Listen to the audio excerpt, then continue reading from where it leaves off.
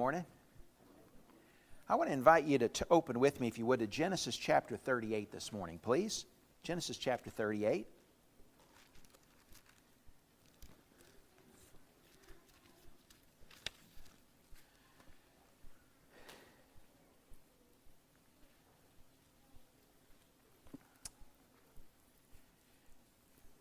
For several years, I've said whenever Jennifer does something that's like her mother, her mother's name is Jeanette. So whenever she's done something like her mother, I've said it's genetic. And we've laughed about that. I've never meant that at all as ever an insult, but always as a compliment. I have loved my mother-in-law, Jeanette, and I love the virtues in her that have been passed along to Jennifer. And I rejoice in the memory of her that I have in the legacy that's Jennifer.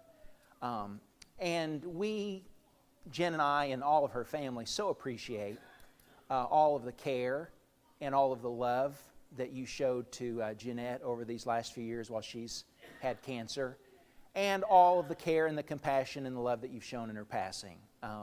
You have extended our influence within our own family by the way that you loved her and by the way that you honored her in her passing. And I so appreciate that. We could paper the house with the cards that have come in the mail, and we could replant the botanical gardens with the flowers that we've gotten. There have just been so many wonderful expressions of love and of affection for us and for her. And we want you guys to know how much we love you for that and how much we appreciate you for that. You have given us a lot of comfort in God through the kind of grace that you've shown. And y'all are special to us. I've brought us to Genesis chapter 38 because I want to talk this morning about one of my favorite stories in the whole Bible. It's the story of the fourth son that was born to Jacob, whose name is Judah. And Judah doesn't get a lot of press. The tribe that comes from him does. But Judah, the man, doesn't get a lot of exposure in the book of Genesis. In fact, his story is all told. There's a few verses we'll find outside of this chapter, but really the bulk of the story of Judah is told here in Genesis chapter 38. And indicative of his life and of his place within his family is the fact that this single chapter that is allotted to him falls within the frame of some 14 chapters that follow his younger brother Joseph. The story of Joseph begins in the 37th chapter of Genesis, and it runs all the way through the end of the book. So Genesis 37 through 50 tells the story of Judah's little brother Joseph. And in the middle of that story, Judah gets one chapter, and that's chapter 38. And that, in a nutshell, kind of summarizes the sort of lackluster career and place in some respects of Judah within the family. And I think some of the reason why Judah found himself in a bit of trouble as he was growing up. Judah is, I've characterized Judah's story sometimes as kind of the toad-turned-prince story of the Bible, because Judah is a little bit of a toad when he's young. I mean, there are aspects of his life that are ugly. And yet God does something with Judah in the course of his life. And I want us to see that together and some of the implications that it has for us. I want to tell you the story of what happens here in Genesis chapter 38. You might read it carefully sometime on your own, but I want to kind of summarize it for us together and then move to some other text in our look at his life together this morning. In Genesis chapter 38, it tells a story that after the brothers had sold their youngest brother Joseph into slavery, and he was taken captive to Egypt, Judah decides that he's going to leave home. And I expect there's some connection between his leaving home and what he and his other brothers had done with Joseph. But Judah decides to leave home. And he goes and spends some time with a friend of his whose name is Hira.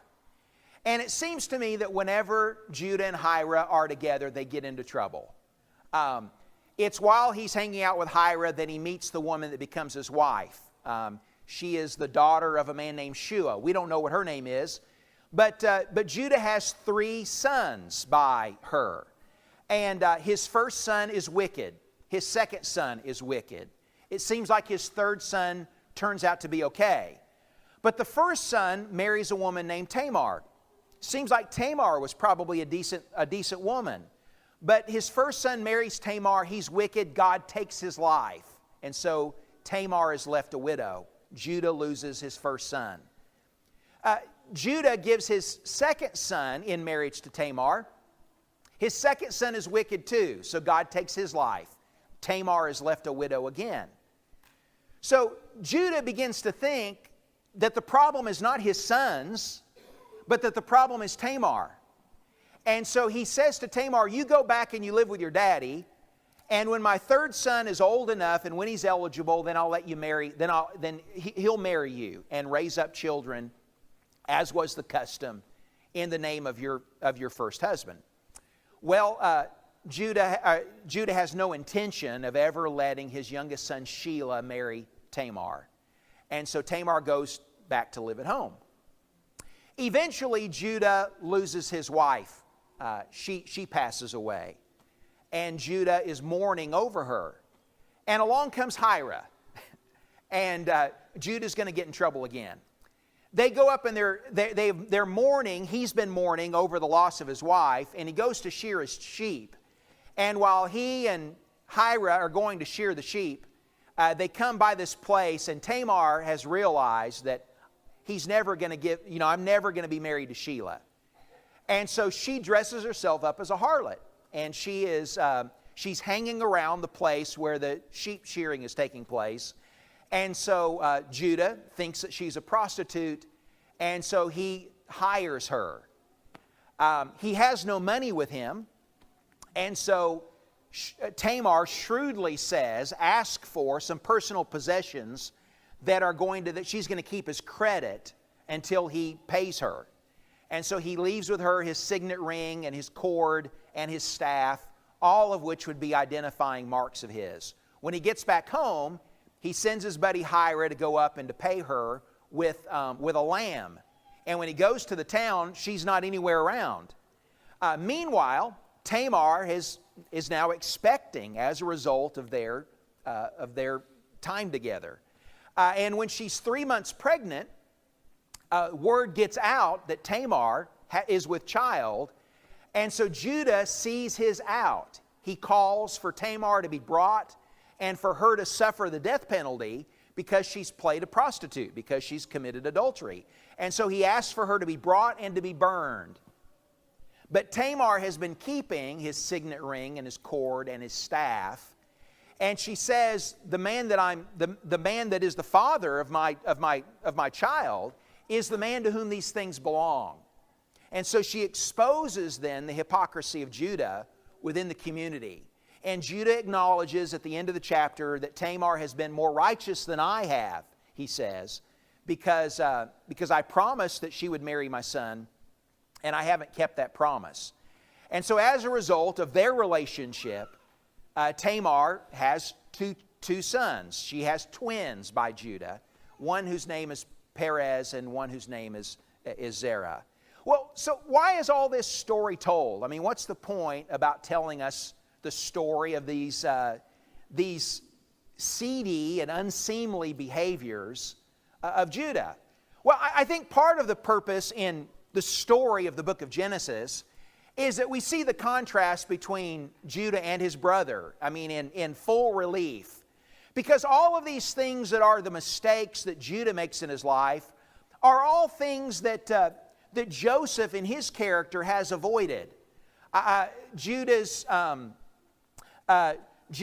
untrustworthiness, Judah's the fact that Judah is someone who can be enticed by a prostitute, where Joseph is someone who flees from an adulterous woman. The fact that Judah, when tested, shows himself to be flawed in his character, but Joseph, when he is put into the same kind of predicaments and in the same kind of test, shows himself to be faithful, is, I think, part of the point here. But I think there's also a bigger picture to the story of Judah, and I want us to contemplate some of that together today. Judah is a lot like so many of us in terms of the flaws and in terms of even the disadvantages that he suffers in life. I want you to consider, first of all, that one of the things that Judah experienced in his youth, it was to discover that life is a bit unfair. Life is a bit unfair. I feel a little sorry for Judah in terms of some of the things that he suffered. He was the middle child in his family, and I'm not dismissing those of you that are middle children in your family, but there is something to birth order, is there not? There are some advantages and some disadvantages, whether you're the oldest in the family or whether you're the youngest in the family or whether you find yourself somewhere in the middle. And Judah found himself somewhere in the middle. He was the fourth son of his father Jacob. He had 3 older brothers, Reuben, Simeon, and Levi, and he was number 4. But he was always in his life outshone by his youngest brother, Joseph. Joseph was the one that his father loved. And Joseph was the son of the wife that Jacob loved. He was the son of Rachel. Judah was the 4th son of the unloved and the unlovely Leah. Apparently, Leah was not as pretty as her younger sister Rachel. And Leah was not loved by her husband. And part of the sadness of the kind of family life that Judah had was not only that he was the son of the unloved woman, but there were 4 women. There were 4 mothers in Jacob's house. All of them had children, and all of them were kind of caught in this competition between Leah and Rachel for the affection of Jacob. And every one of the children had a name that memorialized the conflict and the division that existed in the house. Reuben, who was the firstborn, was named Reuben because Leah said, God has seen my affliction, and maybe now my husband, maybe now he'll love me because I've given a son to him, and Rachel hasn't. And as you go through the names that are given to the various children in the family, all of them had names that memorialize the fact of this conflict that existed within the family house. And that's the kind of family that Judah grew up in. He didn't have much in the way of models from his older brothers. His oldest brother, Reuben, slept with his father's concubine. His youngest sister, his only sister, Dinah, was raped. And then Simeon and Levi, the second and the third in line in the family, went and slaughtered an entire city in order to get vengeance on the rape of their daughter, Dinah. When the city of Shechem, when the people there tried to make it right, they went and they slaughtered the city. And so those are the kind of models that he found. You know, he's not loved by his dad, and those are the kind of models that he finds in his older brothers. I say all of that to say that Judah learned as he was growing up that, there's some things about life that aren't fair. It's not fair that his youngest brother gets a coat of many colors and he doesn't. It's not fair that his mom isn't loved by his dad. It's not fair that he grows up in a house where there's all this division. It's not fair that he has a name that's a reminder of the fact that his mother is unloved. And guess what? Have you learned that? That there's some things in life that aren't fair? I mean, all of us experience some of that. And what do we do with that? What do we do when we discover the inequities of life? What do we do when we discover, when we experience injustices? And Judah experiences some of that. And that leads him to the second thing that I want us to see about Judah. And that is that Judah, when he experienced the fact that life was unfair, seems to have made some bad choices. He seems to have made some bad choices. And they don't start here in Genesis chapter 38. They actually start over in chapter 37. And then some of the things that were bad choices that he makes in his youth end up being repeated when he gets into his adulthood. And so look with me, if you would, at chapter 37 and verse 2. Chapter 37 and verse 2. It says, "These are the records of the generations of Jacob. Joseph, when 17 years of age, was pasturing the flock with his brothers while he was still a youth, along with the sons of Bilhah and the sons of Zilpah, his father's wives. And it says, and Joseph brought back a bad report about them to their father." Here is, Judah is in the lump of the brothers about whom Joseph brought back a bad report. And here's one of the bad choices that Judah makes. He sins when no one's looking. I mean, when he can get away with something, then he's doing it. And so he makes the bad choice of when his father's not around, when his father's not watching, when there's no one supervising, then Judah gets into trouble. And he gets into trouble with his brothers. In verse 12 of the text, it says that his brothers, that is Joseph's brothers, went to pasture their father's flock in Shechem. And so they've told their dad understands that they're going to Shechem and they're going to keep the flock there. And so Jacob says to Joseph, "I want you to go check on your brothers." And so he goes to Shechem, and guess what? They ain't there. They ain't in Shechem. They decided to leave Shechem and they decided to go somewhere else. And so down in verse 15, there's a man that finds Joseph wandering around a field looking, like he's lost. And he says, "What are you looking for?" And he says, "I'm looking for my brothers. They were here tending sheep." And he said, "Oh, I heard them say that they were going to go down to Dothan." And so Joseph goes down to Dothan and finds his brothers there. It says in verse 17, "They've moved from here," he said, "for I heard them say, 'Let us go to Dothan.' So Joseph went after his brothers and found them at Dothan." Judah's the kind of guy that not only sins when no one's looking, but he doesn't keep his word. I mean, he says he's going to do something and he does something else. And that apparently is not just a habit with him, it's a habit with his brothers. They say one thing to their father, but they do something else, and they don't keep their father informed about what they've been up to. And when you do that, what does that do to you in your relationships? When you don't do what you say you're going to do? Or when you do what you say you're not going to do? I mean, you become untrustworthy, right? Trust is the foundation for all relationships. And so here Judah is behaving in ways that are untrustworthy, and so as a result he's not trusted by his father. Look at verse 18 of the text.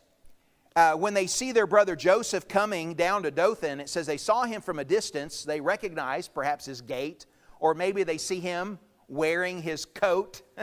It's in their face about how he's loved by his father and how his father doesn't love them. So they see him coming from a distance, and before he came close to them, they plotted against him to put him to death.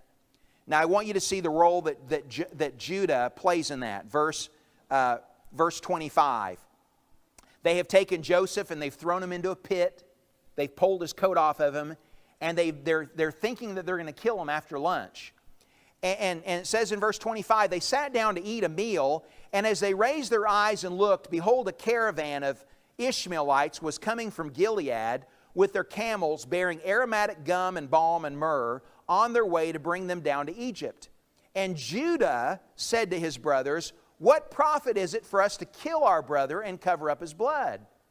Come and let us sell him to the Ishmaelites and not lay our hands on him, for he is our own flesh."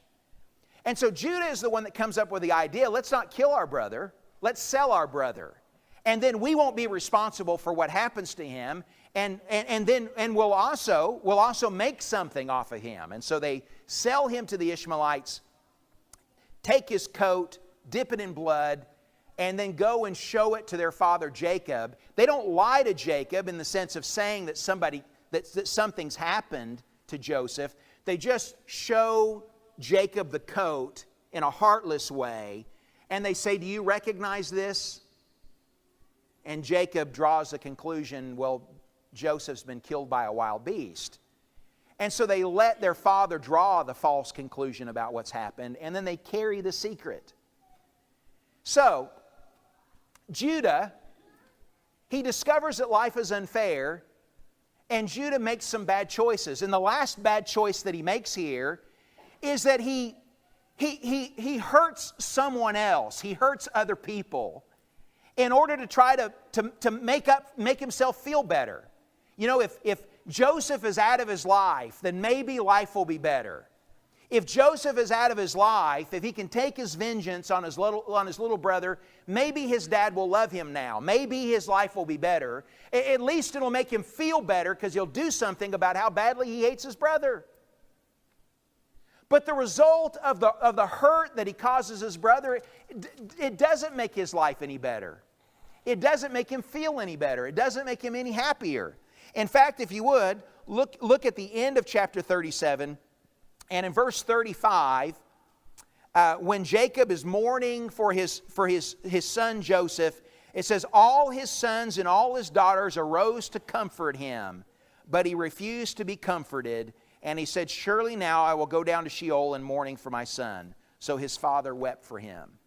If Judah couldn't live up to Joseph when he was alive and when he was in his father's house, he sure can't live up to the memory of Joseph now that Jacob thinks that Joseph is dead. And so there's no greater closeness. In fact, that's when, in chapter 38, Judah decides to leave home. He runs away. And there's a mistake in that as well. There's a bad choice in that, as if somehow a change in geography is going to make his life better. But I want you to see that the change in geography just means that Judah repeats all the mistakes that he made in his youth. He repeats all the same mistakes. When no one's looking, he goes into a harlot. When no one's watching, he goes into someone that he thinks is a prostitute. He's doing the same thing that he did when he was young. He doesn't keep his word.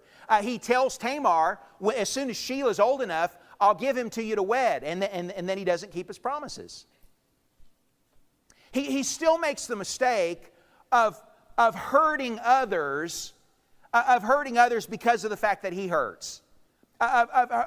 So Tamar, he finds out that Tamar is expecting, and so he's now going to rid himself of her and of the problem of her and the grief that he suffers over the loss of his first two sons. And so changing geography hasn't made life any better for Judah. Sometimes we get this sort of notion that if we just if we just move somewhere else, if we just change houses, if we change states, if we change cities, if we change churches, if we change jobs, if whatever it is, that somehow that's gonna mean for us a different character. And it didn't do that for Judah. Judah needs to change his heart. He needs to change his heart, not just change where it is that he lives. And so as a result, Judah reaps what he sows. He took his father's son. And so God takes two of his sons. He took Joseph away from his father, and so God takes his first two boys away from him. And his wife too. His father, Jacob, grieved over the loss of Rachel. He learns about what that grief was like for his father when he loses his own wife. He deceived his father, and he himself is deceived by his daughter-in-law, Tamar. And Judah is humiliated when his own hypocrisy is exposed in the community. You know, he saw that when Tamar was pregnant, he saw that as a way to get out of the vow that he made to Tamar. But when Tamar shows that she has his signet ring, and she has his staff, and she has his cord, and shows that he would kill her, he would have her burned because she was an adulteress, and yet he was the one that committed the adultery. He was the one that went into the prostitute. And so he's humiliated in front of the community by showing the hypocrisy that he's demonstrated. And he is exposed for that. And these little boys that grow up now, Perez and Zerah, I mean, folks know the paternity. I mean, they know where these boys came from. And just imagine the shame now that Judah is going to live with, because people know the kind of man that he is. And so he's reaped what he's sown. But there is in all of that reaping, in God's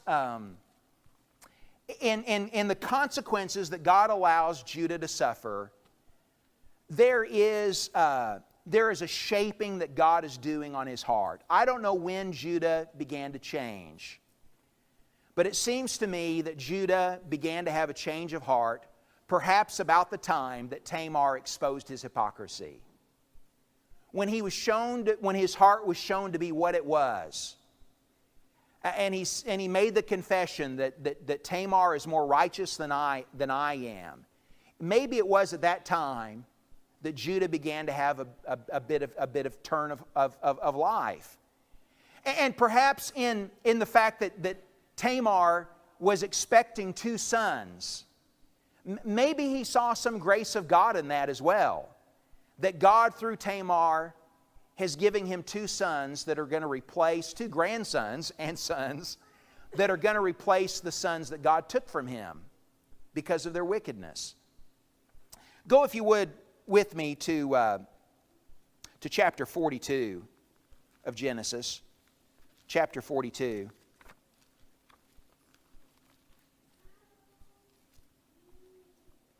And I want you to look with me at verse 21 of Genesis chapter 42. We have fast-forwarded when we've come here a long ways. Joseph has become the prime minister of Egypt by the time we come to chapter 42. He has risen from being in Potiphar's house to going to jail to being elevated by Pharaoh to being over all the granaries in the land of Egypt, unbeknownst to his brothers, unbeknownst to his fathers. There's a famine that is worldwide, and everybody is going to Egypt to buy grain, to buy bread.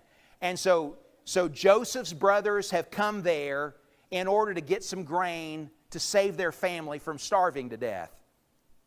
And they come to Egypt and they have to deal with Joseph.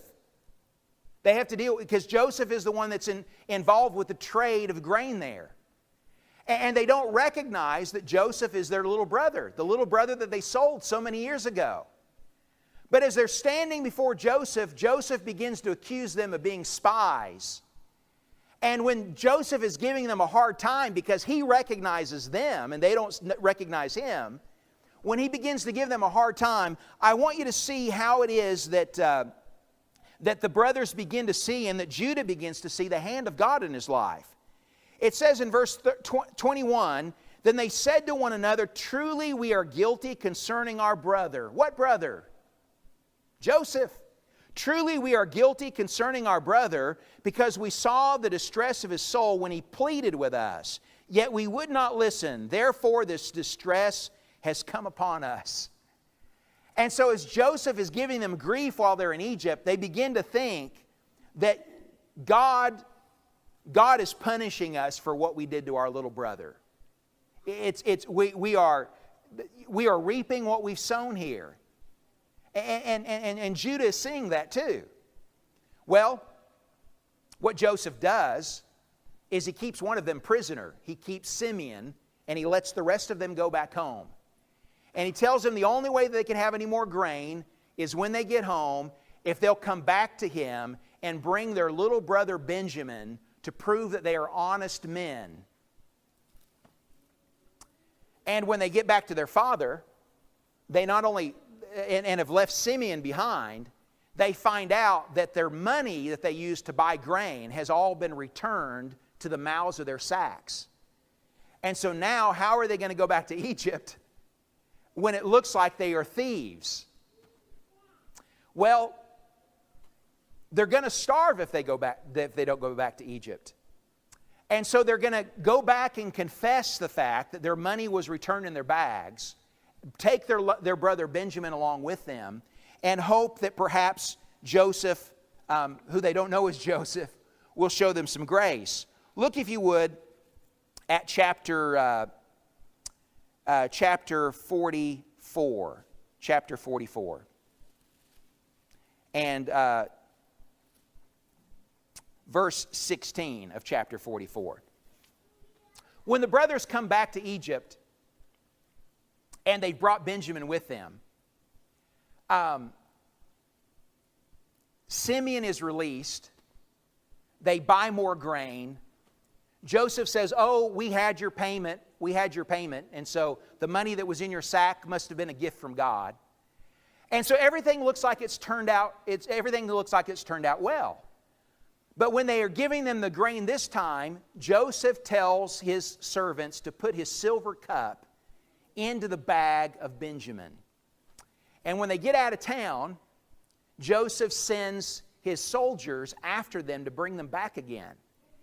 And when they stop them along the way, the soldiers take all their sacks off their mounts, and they open them up, and they find the silver cup in the bag of Benjamin. And it looks like everything is falling apart. They all get dragged back in front of Joseph. And Joseph says to them, "Don't you know that someone as powerful as I am can practice divination? That I knew what you did when you tried to thieve for me?" And the brothers don't know what to say, but I want you to see who steps up in this situation. Look at verse 16, or verse 14. And when Judah and his brothers, and so look at who's taking the lead here. It's not Reuben, it's not Simeon, it's not Levi, it's Judah, the middle child, the fourth son. He's the one that steps up. When Judah and his brothers came to Joseph's house, he was still there, and they fell to the ground before him. And Joseph said to them, "What is this deed that you've done? Don't you know that such a man as I can indeed practice divination?" So Judah said, "What can we say to my Lord? What can we speak? And how can we justify ourselves? God has found out the iniquity of your servants. Behold, we are my Lord's slaves, both we and the one in whose possession the cup has been found." Now, Judah is not admitting the fact that they took the cup. But he is admitting the fact that though they didn't, they shouldn't be punished for this, they do deserve to be punished. And do you see the way that he's been convicted now about the sins that he did in his past? And that he is worthy of being punished here. He deserves wrath. He deserves God's punishment. And he says, not only I do, he said, but the whole lot of us. And we used to think that Benjamin was a good boy, and now we found out that Benjamin is a thief, and he deserves to be punished too. All of us deserve to go to jail. And Joseph says, I'm not going to put all you in jail. I'm just going to take Benjamin. I'm just going to take him, and I'm going to send the rest of you home. But look at what Judah does next. Verse 18. This is where his heart is really sifted and sorted. Then Judah approached Joseph, and he said, "O my Lord, may your servant please speak a word in my Lord's ears, and do not be angry with your servant, for you are equal to Pharaoh." And so Judah asks to speak to Joseph alone. And he tells him the whole story about how all this has happened. About when they came the first time and how they told him about Benjamin and they said, "Bring Benjamin back." And about how they found the money in their bags and all that kind of stuff. And how when he was back home, the only way that he could convince his father to let him come back and buy grain, look if you would, at verse 30 was this. He says, "Now therefore when I come to your servant my father, and the lad," he's talking about his little brother Benjamin, "and the lad is not with us, since his life is bound up in the lad's life, it will come about that when he sees that the lad is not with us, that he will die.